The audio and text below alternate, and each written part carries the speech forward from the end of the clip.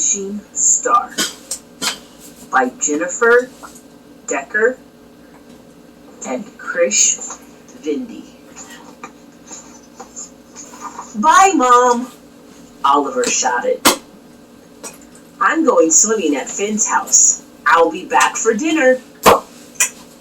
Oliver reached the doorknob. He was almost there, almost free, and then he heard it. Not so fast. Do you have any homework? Oliver groaned.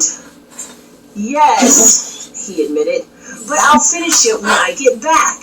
I promise. Oliver's mom folded her arms and began tapping her foot. He knew that look.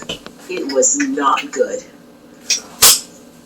Oliver, do you remember the last time I let you go over to Finn's house without finishing your homework? How you were up way past your bedtime, way past my bedtime. In fact, I seem to recall you fell asleep in class the very next day. But Mom, pleaded Oliver. But Mom nothing, she said. Why don't you take Cooper for a walk, and then you can start your homework before dinner.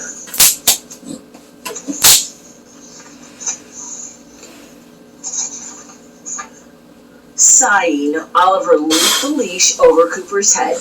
It was so unfair. How come he had to miss out on having fun just because his lousy teacher gave him homework? What was so important about homework anyway? Dogs never have homework, he said as he walked.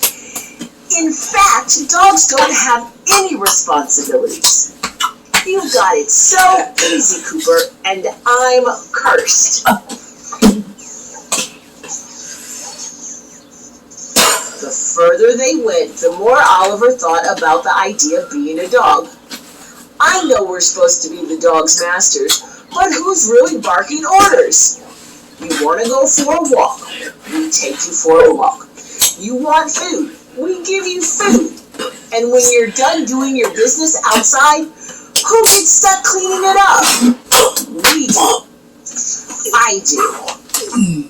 Suddenly, Oliver realized he'd reached the corner. He eyed the crosswalk. He wasn't supposed to cross the street alone. But who was going to stop him? No one. That's who. Oliver looked left, then right, then left again. And then he defiantly stepped off the curb. But breaking the rules wasn't any more fun than following them, and he quickly turned around. Cooper, you don't know how lucky you are, Oliver said a bit later. No homework, no chores, no having to eat broccoli. Yuck. You don't even have to say excuse me when you let one rip. I'd trade places with you in a minute. That's when Oliver noticed the falling star. A wish on a falling star, he whispered. Then he shouted, I wish I were a dog. Oliver waited a minute, then another. When nothing happened, he threw himself down on the bed in disgust. A little while later, Oliver awoke to the sound of Cooper growling. What's the matter, boy? He asked. Then Oliver spied himself in the mirror. He couldn't believe it. He'd really turned into a dog. His wish had come true. Oliver looked around. He had to get out of there before Mom spotted him. He quickly hopped out the window and set off down the street. This is too cool, shouted Oliver. I'm a free man. I mean, dog. But Oliver's happiness didn't last long. The darker it got, the colder it got, and soon it began to rain. The wind howled, and Oliver's stomach began to growl. That's when he heard Old Lady Brewster. She was well known for having a soft spot for strays. Hi there, pup. I got some food for you. Oliver bounded forward, excited for a snack. But as he leaned in, a terrible smell hit his nose. Gross! I'm not eating dog food, Oliver barked. What is it, boy? Aren't you hungry?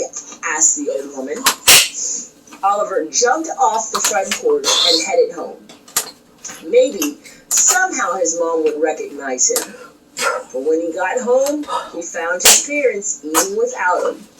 They didn't even notice I'm gone, he sniffed. His head hung low.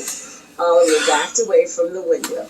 He was so busy feeling sorry for himself that he didn't pay attention to where he was. Then suddenly, gotcha! Oliver screamed for the dog catcher to let him go, but no words came. Instead, the only sound was barking. Oliver saw his life flash before his eyes. How he wished this was all a bad dream. Mommy! Oliver screamed. Mommy, help me! Oliver, wake up! Screamed his mom. Oliver opened his eyes. He was back home in his room. That must have been some crazy dream, Oliver's mom said. You were tearing at your sheets, calling out to me. It wasn't a dream. I was a dog. There was a star. I made a wish. It was real. Oh, Oliver, you just had a bad dream. Come on, dinner's ready. Oliver rubbed his eyes. With one last kiss on the head, Mom left Oliver's room. Throwing off his covers, he hopped out of bed and gasped. His feet and sheets were completely covered with mud. It wasn't a dream. That night at dinner, Oliver's dad asked if he would say grace. Oliver nodded. Dear God, thank you for this food we are about to receive. Thank you for my mom and dad, and thank you for not making me a dog. Amen. Oliver's mom and dad looked at each other, and then at Oliver. What was that last thing you said, Oliver? Asked his dad. Oh, nothing, Oliver said. And as he stuffed his mouth full of spaghetti, he made himself a promise to never again wish he were anyone or anything else. He was Oliver, and that was pretty good. To my family and friends, and to everyone who ever wished they were someone else, the grass beneath your feet is greener than you think.